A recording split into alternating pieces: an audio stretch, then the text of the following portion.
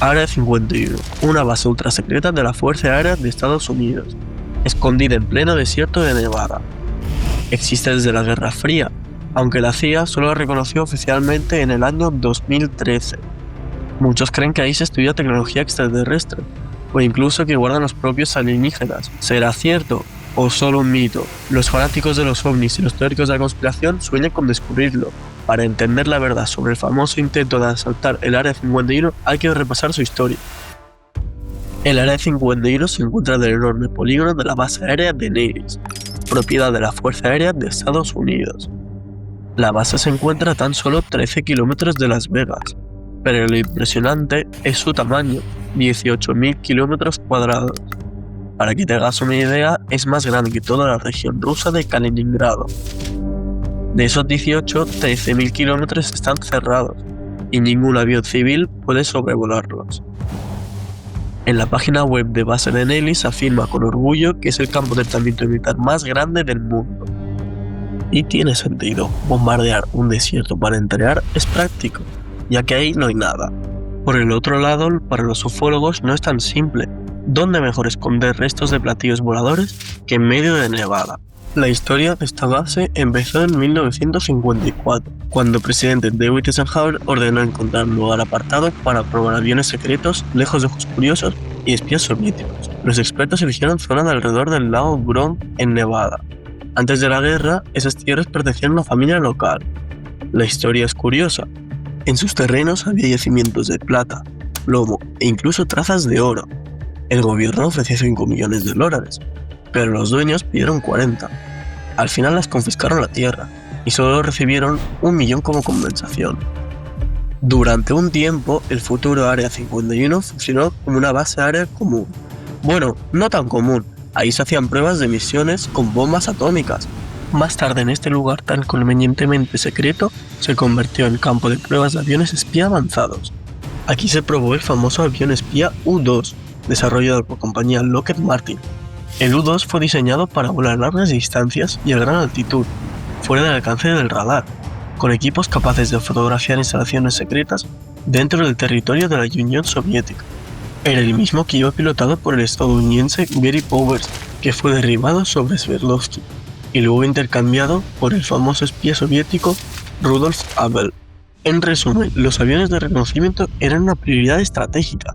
El secretismo en torno a las pruebas U-2 era tan grande que, según algunos testimonios, el avión se enviaba desmontado al Área 51 para que los espías no supieran qué era, y tan solo se ensamblaba al llegar a la base. Aquí mismo se probó el Lockheed SR-71 y de otros aviones similares. Fue también por esa época cuando aparecieron los primeros informes de objetos voladores no identificados. En 1959, un periódico de la ciudad de Reno, al norte del Área 51, informó que varios vecinos habían visto repetidas ocasiones un objeto verde brillante en el cielo, volando mucho más rápido que cualquier avión y siguiendo trayectorias extrañas. ¿Cómo respondió la CIA?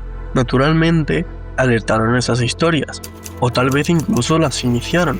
Cualquier rumor sobre objetos voladores inusuales podía atribuirse en la imaginación desbordada de los ufólogos. Curiosamente, durante toda la Guerra Fría, aviones soviéticos capturados se transportaban al Área 51 para su estudio y pruebas. Por ejemplo, en 1968, 2 aviones Mi-17 terminaron en la base. Sus pilotos y sirios se perdieron durante un vuelo de entrenamiento y aterrizaron en un territorio israelí. Israel entregó los aviones a Estados Unidos. Eso también fue una operación estratégica. Durante la carrera armamentista, espías de todos los países se afanaban por recopilar información sobre el diseño, capacidades y debilidades del material enemigo. La ubicación estaba tan clasificada que solo se podía verse desde el espacio. Eso casi pasa en 1974, cuando la tripulación de la Estación Espacial Skylab fotografió accidentalmente la zona cercana del lago Grom. Lo que siguió fue una larga conversación entre la NASA y la CIA, pero para ese entonces ya era tarde. La imagen ya se había publicado junto al resto de fotos de la misión en el informe oficial. El Área 51 era tan secreta que ni siquiera la NASA sabía lo que era. El nivel de secreto era tan extremo que los funcionarios de la CIA no podían explicar claramente a los astronautas por qué no se les permitía fotografiar la zona. Finalmente, todos se calmaron cuando se dieron cuenta que la Unión Soviética también tenía satélites, así que ya era tarde para preocuparse. Durante la Guerra Fría, ufólogos aún no acusaban al gobierno de ocultar extraterrestres en el Área 51, porque ni siquiera sabían que existían. No fue hasta 1989, en una transmisión en directo de canal de Las Vegas, Class TV, entrevistando a Bob Lazar, un físico que afirmaba haber trabajado en un lugar llamado S4, dentro del polígono. Lazar afirmó que habían trasladado ahí desde el laboratorio Los Alamos, donde se desarrollaban armas nucleares. En su nuevo puesto de trabajo, Lazar dirigía de las divisiones. Contó al público que su labor consistía en estudiar tecnologías extraterrestres y su aplicación militar. Obviamente la audiencia quedó sorprendida. La entrevista fue organizada por John Lear, hijo del magnate de la aviación Bill Lear, fundador de la compañía Learjet. John Lear era piloto desde 1967 hasta 1980.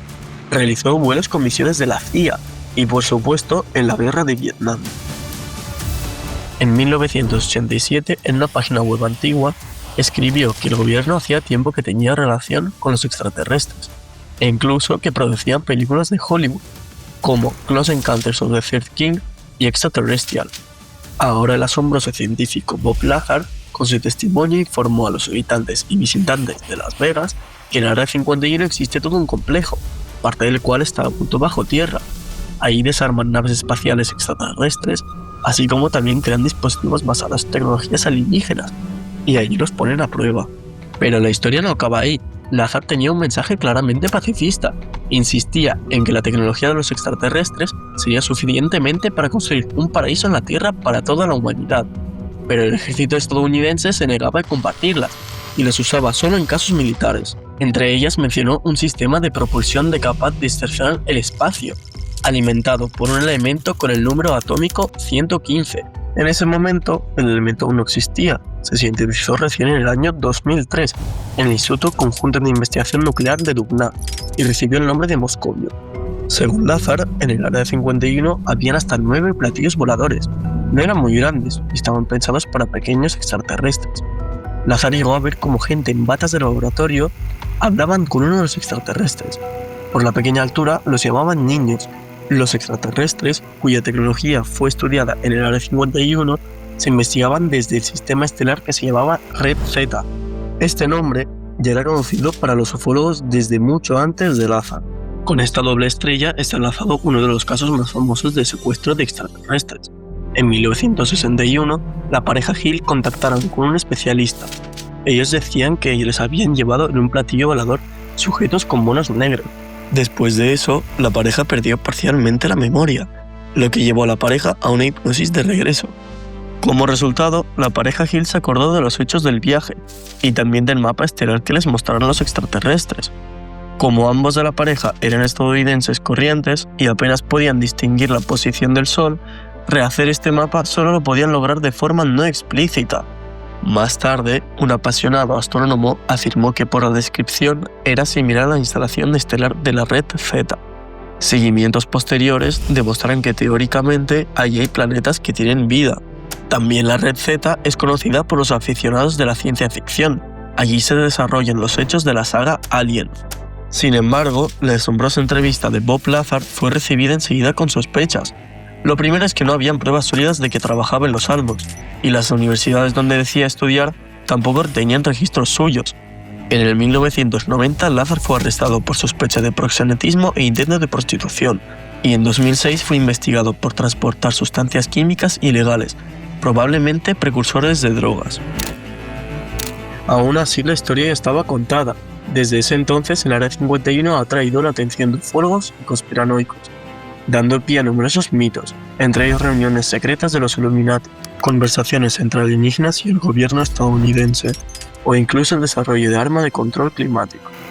También hay información especialmente extraña, que habla de la existencia de una oculta pista de Cheshire, que solo aparece al rociarla con el agua y desaparece como la sonrisa del gato de Cheshire al secarse. Algunos expertos aseguran que el gobierno estadounidense realiza experimentos de distorsión del espacio y tiempo. El Área 51 ha acumulado una enorme cantidad de referencias en la cultura popular y se menciona incluso más que el famoso incidente de Roswell. Según las leyendas urbanas, aquel suceso en 1947 en el estado de Nuevo México había implicado la caída de un platillo volador.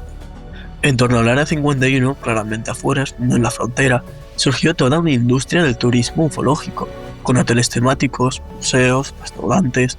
Ahí se celebraban convenciones anuales de los ufólogos, además de excursiones para observar posible actividad. En 2011, la periodista Annie Jacobsen publicó un libro en el que intentaba investigar el funcionamiento interno del Área 51. Según se dijo, se basaba en entrevistas con empleados rasos del lugar. Un informante anónimo afirmó que el platillo extraterrestre guardado ahí no era extraterrestre en absoluto, sino parte de una conspiración que implicaba a Joseph Mengele, a los hermanos pilotos nazis Horten y a Joseph Stalin, destinada a sembrar pánico en Estados Unidos durante la década de 1940. Supuestamente, Mengele experimentó con adolescentes huérfanos, agrandándoles la cabeza para hacerlos parecer extraterrestres. Luego estos niños los sentaba en platillos voladores nazis para asustar a los estadounidenses. No queda claro aquí el papel de Stalin, pero esta versión asegura que uno de estos platillos se estrelló en Roswell en 1947. Annie Jacobsen, 5 años después de publicar su libro, ganó un premio Pulitzer, aunque por otra obra. En 2005 los ufólogos decidieron dar un paso audaz y recurrir a la legislación estadounidense. La Ley de Libertad de Información permite a cualquier ciudadano solicitar publicación de documentos oficiales. El proceso se prolongó hasta 2013, cuando el gobierno descalificó gran parte de lo ya mencionado, información sobre aeronaves espías, por ejemplo. Obviamente los ufólogos no quedaron satisfechos. Alegaron que al divulgar material obsoleto, el gobierno desviaba la atención de lo que realmente seguía clasificado, los platillos y los extraterrestres. En el Área 51 frecuentemente se siguen descubriendo nuevas rarezas. Una de las más recientes son los así llamados hombres con camuflaje. El caso es que la zona no está vigilada por la policía, militares, marinos y ni siquiera por hombres de negro, sino por individuos no identificados, de aspecto serio y fuertemente armados. Hombres con camuflaje es el apodo que les dieron los ufólogos, porque no hay mejor forma de descubrirlos, y así es, visten con un uniforme de camuflaje y conducen jeep blancos sin ninguna señal distintiva. Parecen algún tipo de fuerza de seguridad paramilitar, pero nadie ha podido determinar a qué organismo pertenecen. Preguntarles no es una opción, en lugar de responder reaccionan llevando la mano a sus armas. El misterio del Área 51 literalmente lleva a enloquecer a la gente. En 2019, un famoso usuario de redes llamado Matthew Roberts creó un grupo para gente afín, con el fin de desentrañar el misterio de una vez por todas. El plan era simple, reunir a la comunidad ufológica y conspiranocista y asaltar el Área 51. Roberts era el típico fan de anime de 21 años, que vivía con sus padres. Principalmente creó el grupo como una broma, dirigida a los conspiranoicos y cazadores de ovnis que llevaban décadas esperando que el Área 51 revelara sus secretos. El grupo se llamó Asaltemos el Área 51, no nos pueden detener a todos. La descripción proponía reunirse junto a la valla del Área 51 el 20 de septiembre de 2019. Si corremos rápido, como Naruto, podremos esquivar sus balas. Veamos a esos aliens, escribió Roberts. El grupo se volvió viral y en un día ya había 1 millón de inscritos.